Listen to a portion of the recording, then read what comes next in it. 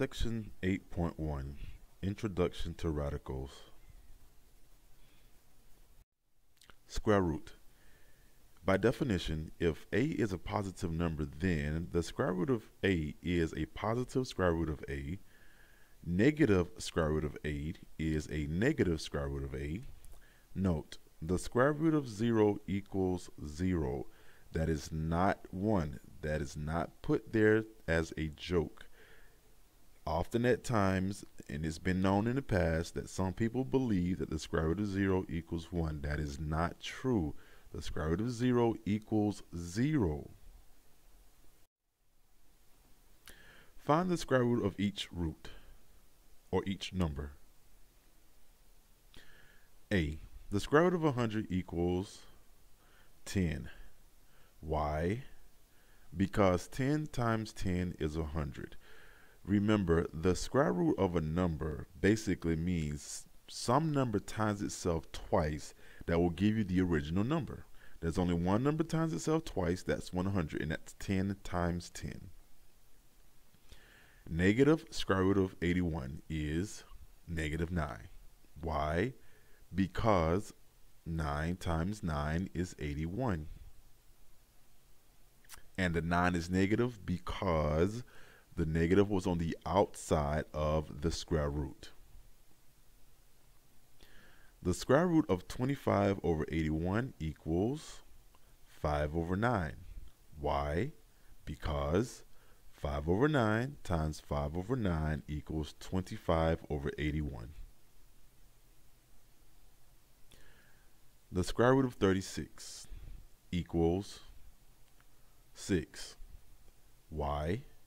Because 6 times 6 equals 36. Find each square root. The square root of a negative 100 does not equal 10, nor is it negative 10. Why? In this class, the square root of a negative number is not real. It does not exist. However, in the next level after this class, there will be an answer for this question. However, in this class, please note that it's not real, does not exist, there is no solution.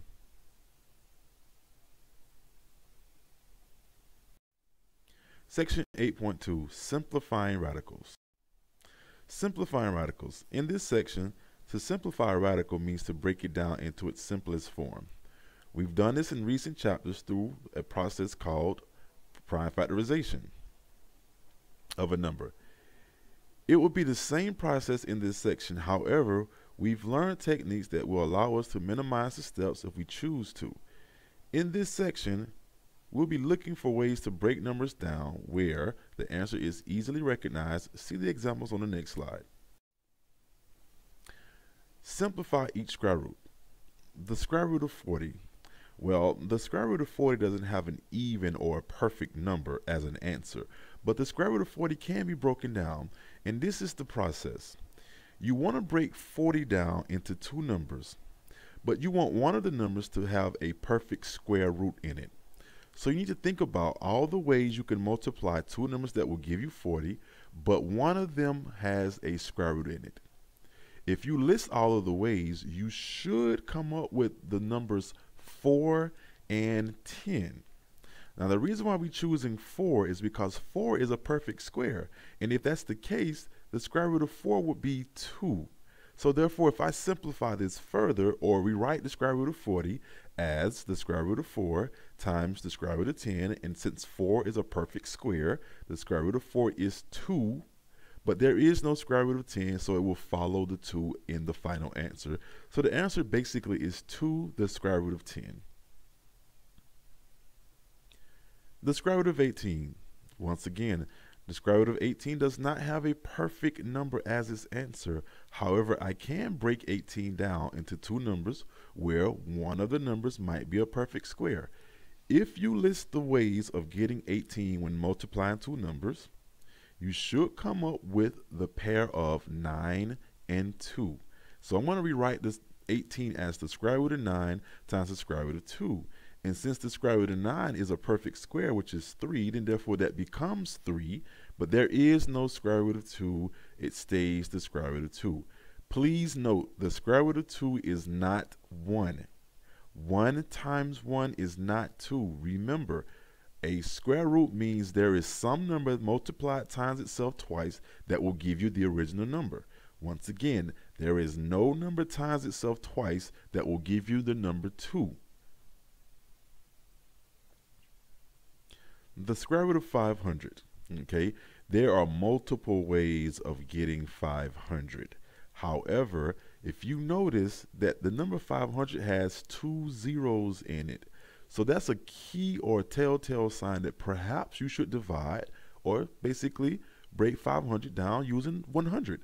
And if you did so, well, the square root of 500 can be written as the square root of 100 times the square root of 5. And the square root of 100 is a perfect square because the square root of 100 is 10. There is no square root of 5, so it will stay under the square root. So the final answer here is 10, the square root of 5. D, the square root of 15. The square root of 15 does not have a perfect number as its answer. And you really couldn't break 15 down any further than 5 times 3. If you did so, you still wouldn't be able to simplify beyond that point because neither 5 nor 3 are perfect squares, and you can't break them down any more than that. Then therefore, the square root of 15 is just the square root of 15. You could also say that it's already simplified because it cannot break down any more than 5 times 3.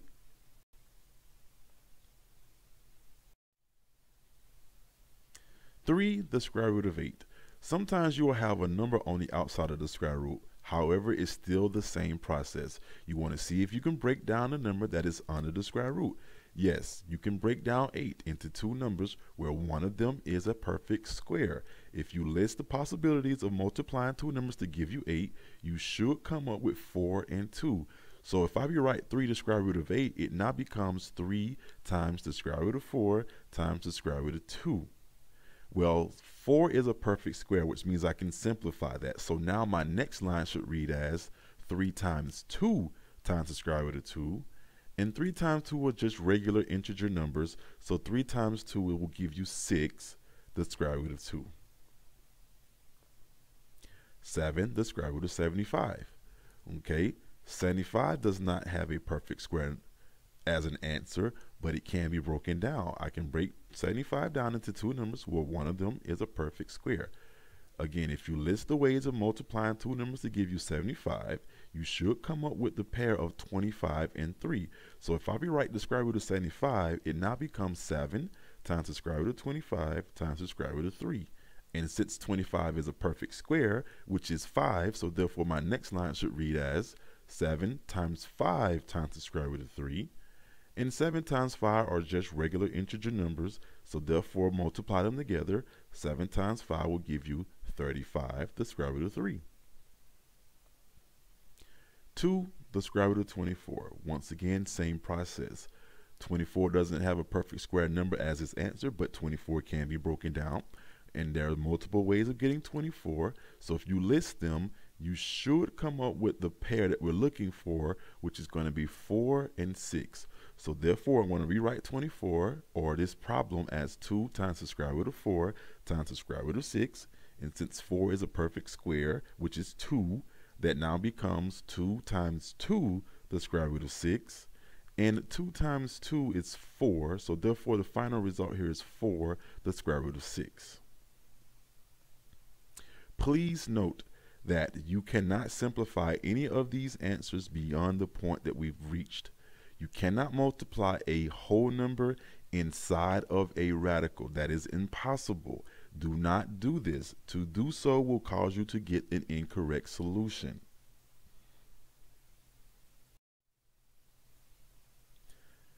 The square root of 16 over 81.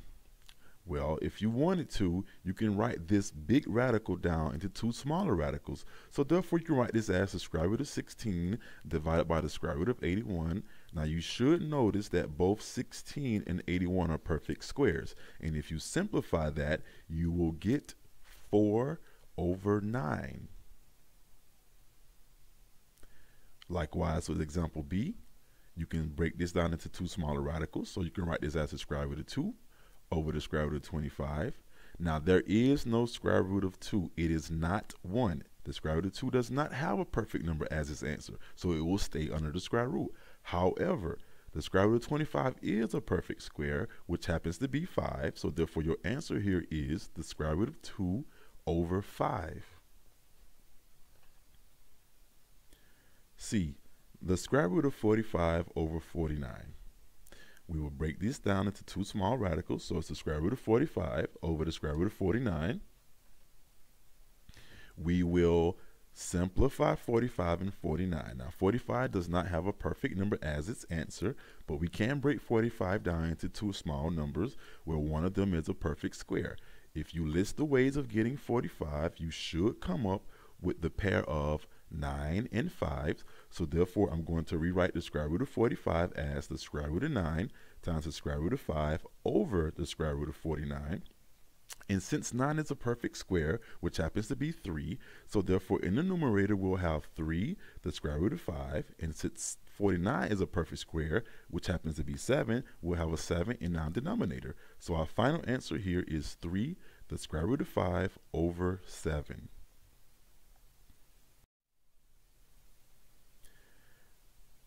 The square root of x to the 11th power. Now, when it comes to simplifying variables that are under the square root, it really becomes simple division. And it's simple division by 2. What you're going to do here is literally divide 2 into the exponent and see how many times can you get close to that number, or if you can actually get that number. What you're looking for here is pairs. A pair is equal to one whole that can be taken out from up under the radical. So if you divide 2 into 11, which doesn't go evenly, but 2 does go into 11 5 times, so that means you have 2 pairs of 5s, but you have 1 left over. So since you have a pair of 5s, that means one of them comes out, but since you only have one x, therefore it stays under the square root.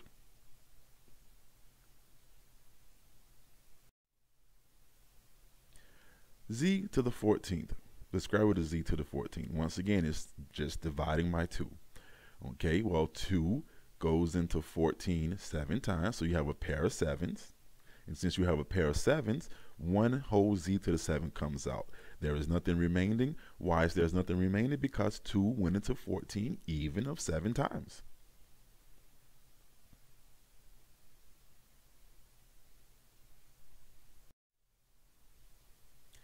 Nine x to the 11th power. Usually what I suggest you do here is you separate the number from the variable, in this case as you can see. So you're still going to take 2 and divide it into 11, which again goes 5 times with 1 left over. And since 9 being a perfect square itself, which happens to be 3, and since there's a pair of 5s, you bring 1 out, but you keep the 1x that was left over under the square root. Section 8.3, adding and subtracting radicals. Adding and subtracting radicals. Adding and subtracting radicals works the same way as adding numbers in general. However, when it comes to adding and subtracting radicals, you must make sure the number under the radical are the same before you can add or subtract the numbers under the radicals on the outside of the radicals. Note, if you cannot add or subtract radicals that are not alike, alike meaning having the same numbers under the radical. Here, you can add these two together. Why? Because both of them have the square root of 11 under, or should I say have the number 11 under their square roots. So you can combine the outside numbers by just adding 6 to 9 and keeping the square root of 11. 6 plus 9 is 15, so the answer is 15, the square root of 11. Here, you can subtract because both the numbers, and I say both numbers because you must understand that in front of the square root of 7 is an imaginary 1. Therefore, you're going to combine the 1 with the minus 3, keeping the square root of 7, which is negative 2, the square root of 7. Here you have like terms meaning the 2 square root of 2's, which both of them have the number 1 on the outside of them. So if you combine those together, it's doing 1 plus 1, keeping the square root of 2, and 1 plus 1 is 2. So therefore, the final result here is 2, the square root of 2, minus the square root of 3. You cannot do anything beyond the answers that we have for these three examples. Please make sure you understand that you cannot force answers that do not exist or are ridiculous. You cannot multiply a number inside of a radical, nor can you subtract or add radicals that have different numbers under their square roots. The square root of 27 being added to the square root of 75. At first glance, these two cannot be added together. However, we've learned that if you can simplify a radical, then you should. Well, 27 can be broken down as well as 75. Once again, remember, we're trying to break the numbers down into two numbers where one of them has a square root. Well, if you write down the ways of getting 27, you should come up with the pair of 9 and 3. And if you write down the ways of getting 75, you should come up with the pair of 25 and 3. So if I rewrite 27, it becomes the square root of 9 times the square root of 3. And if I rewrite 75, it becomes the square root of 25 times the square root of 3. And since 9 is a perfect square, as well as 25 is a perfect square, if I simplify those, I now get 3, the square root of 3, plus 5, the square root of 3.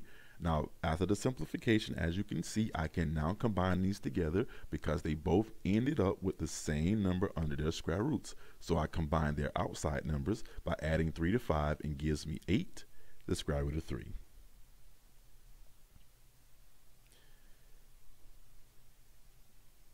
Here we will bypass this example. It's not really much concern for you, but I will go through the steps of it, but technically do not focus on this question. It's just another example here. So just see if you can understand what was being done as I go through it.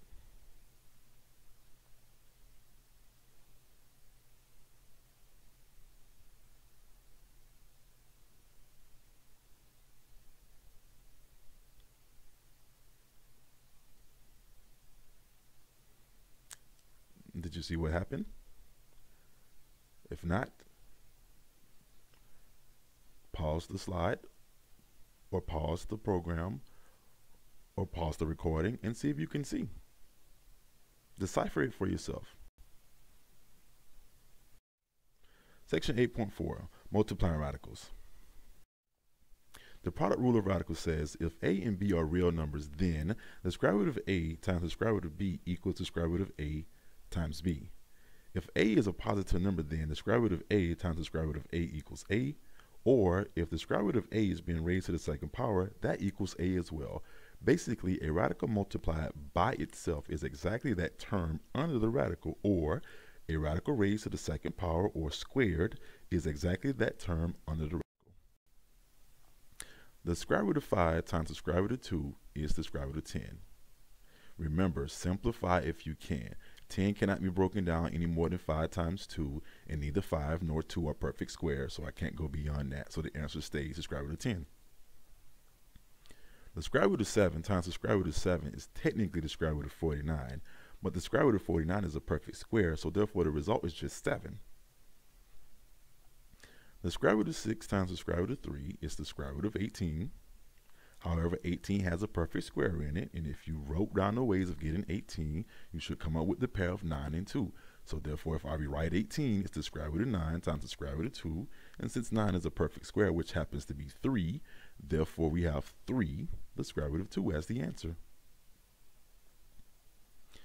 When multiplying radicals, the numbers under the radicals do not have to be the same in order to multiply the radicals. Very important note here. The square root of 7 squared is 7. Why? Because the square root of 7 times the square root of 7 is technically the square root of 49, which happens to be 7. The square root of 3 squared is 3. Why? Because the square root of 3 times the square root of 3 is technically the square root of 49. I'm sorry, square root of 9, and the square root of 9 is actually 3. The square root of x to the second power is x. Why? Because the square root of x times the square root of x is basically a pair of x's, so we pull one out, so therefore the square root of x squared is x. Now, this example involves the distributive property, so you need to multiply everything on the outside by everything on the inside.